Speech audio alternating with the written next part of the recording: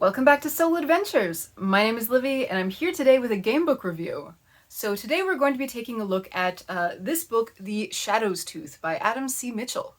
But before we get into that, I just want to let you all know about a project that I'm going to be having going on sometime in the near future. So there are a lot of great gamebook series out there, such as Fighting Fantasy and Lone Wolf and Destiny Quest. There are also quite a lot of fans of these series. So something I find a little bit odd is that there are very few, if any, comprehensive reviews of the entirety of any one of these series out there. So I would like to help remedy that. I've decided that I want to read and review an entire gamebook series from beginning to end. However, I'm leaving the choice of which series I'm going to do to my patrons. They will have a chance to vote on the series that they want to see covered. If this sounds like something that you would like to have a say in, then the poll will be open on my Patreon page for a few more weeks. The options that I've got up are Fighting Fantasy, Lone Wolf, Destiny Quest, and The Way of the Tiger. So with whatever series that I end up working through, I'm going to be playing through and beating every book in this series, as well as obviously making a video review of each of them. This is obviously going to be a massive undertaking because I plan to complete each and every book without cheating. Because each book will probably take a long time for me to get through, don't expect this new series to be completely taking over my channel though. I'm planning for the reviews to each have a decent gap in between them, so there should still be the same variety of content that you would expect on this channel going forward. Speaking of Patreon, I make weekly updates about what I've been playing and my plans for future videos. So if that sounds like something you'd be interested in, I would really appreciate your support for the channel. In any case though, on with the review. So this book was actually a kind gift from an anonymous viewer. I just want to let whoever it was out there who sent it to me, I want you to know that I really appreciate it. Thank you. So the first thing that I want to say is that I'm not entirely sure what the official name of this book is. So as you can see on the cover, it says The Shadow's Tooth. But then if we have a look at the spine, it says The Shadow's Tooth.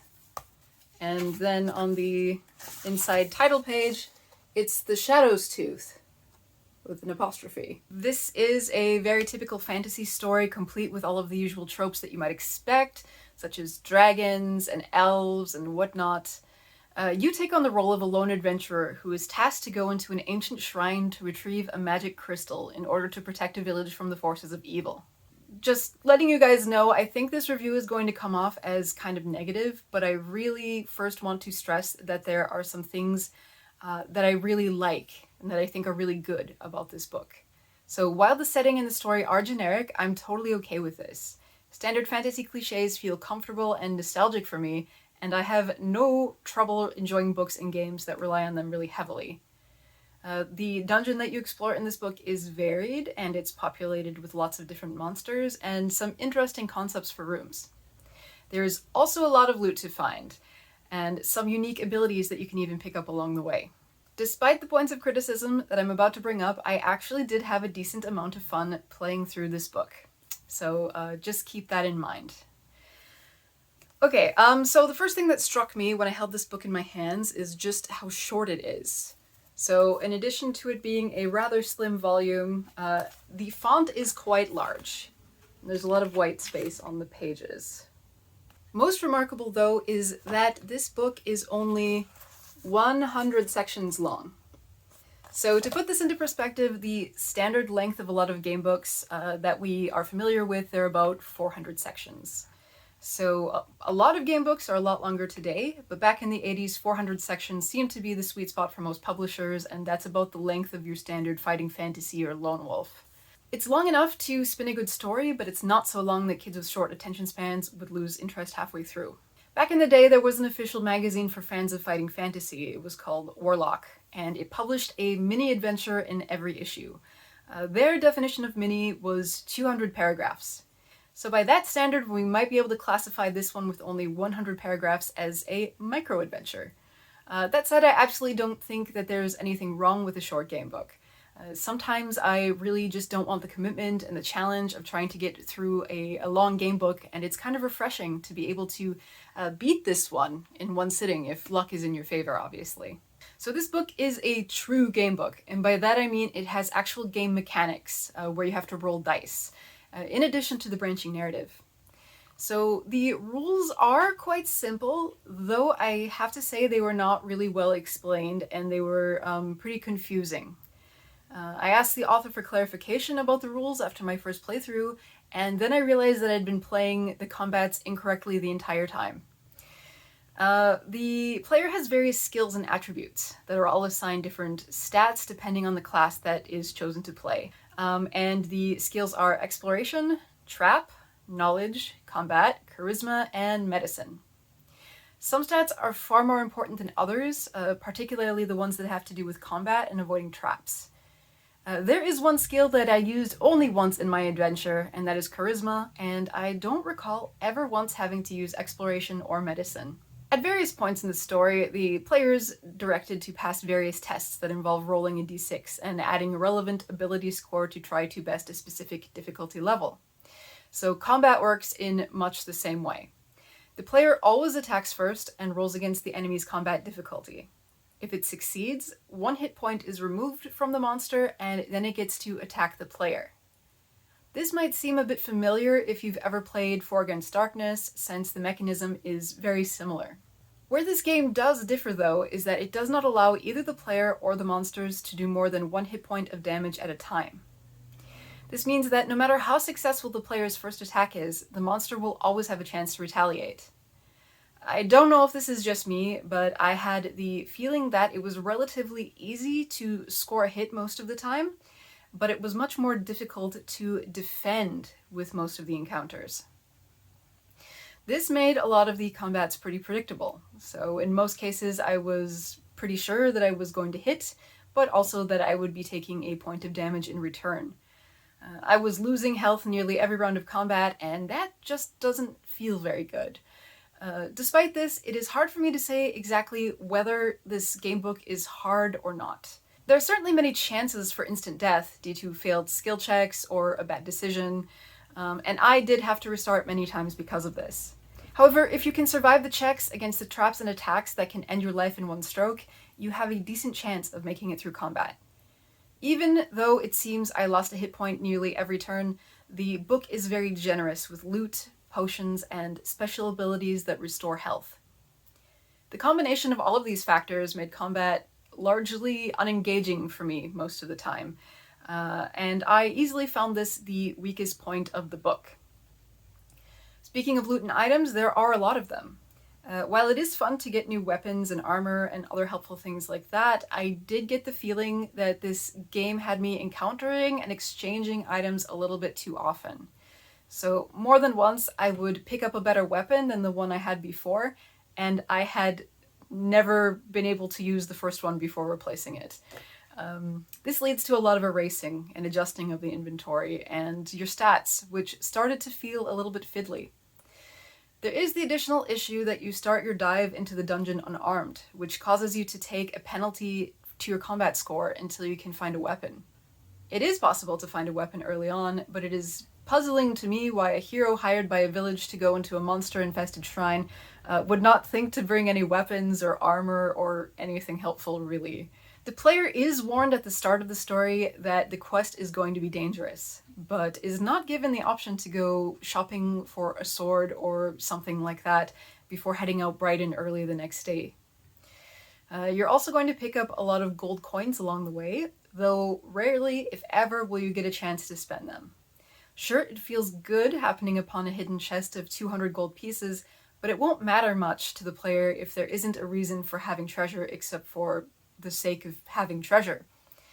To be fair, there might be a chance to spend your amassed fortunes in the next book, since you will be allowed to carry over your character into the next part of the series, as far as I know. The writing is perfectly fine by gamebook standards, though the narrative does some things that irk me. I don't like it when gamebooks tell me what I do or how I react in a given situation rather than let me choose.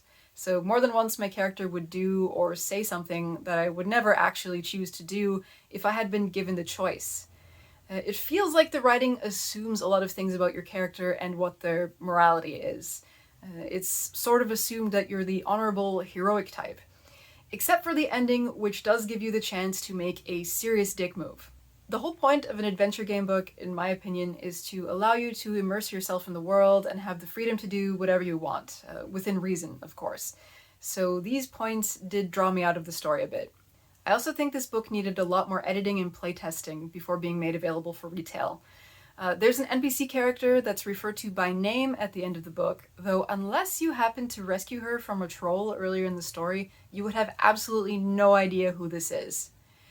In some playthroughs, player might have her as a companion through the dungeon once they find her, though it's quite likely that they won't, which was my case. Regardless of whether the player does rescue her or not, she will be waiting for you at the end of the story and seems to know who you are. There's also one, I guess, bug that I found massively disappointing. Partway through the story, you will encounter a character who promises to reward you if you bring him some specific magic items. So the text tells you that if you can bring these items back to this room, you will be able to unlock a bonus adventure at the end of the book. This obviously had me really intrigued, and I tried to find these items over multiple playthroughs to get what I thought must have been the true ending, as most game books do have, varying successes for endings, bad endings, okay endings, great endings, and a true ending. But it turns out that these items are actually nowhere in the book, and that there isn't even any kind of bonus adventure to unlock at all. Some parts of this book are nonsensical. There was one point when I read this, roll against a level 10 knowledge, if successfully choose a lever. If successfully choose a lever. I get that the book wants me to make a knowledge check, but it doesn't say what happens if I fail. Even so, I don't think it would take any particular amount of knowledge to select one of the 3 levers at random. So obviously it all makes sense if you just assume that the bit with the knowledge check was meant to be edited out, but that's sort of my point here. That mistake should have been caught during playtesting and proofreading. Ultimately, this is my opinion about the book. It simply is not finished. I really don't get the feeling that much care was put into checking whether the game functions, let alone if it's actually fun.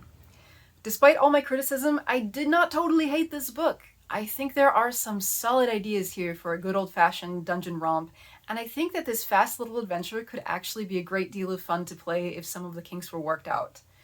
I really like the idea of being able to carry over your character from one adventure to another, and I think that this concept is extremely underutilized in gamebooks in general.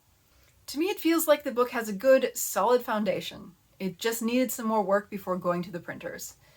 It is because of this that I unfortunately cannot recommend that you buy this book, especially at its current price point. So as far as I know, this book is only available in paperback and will cost you about $7.20.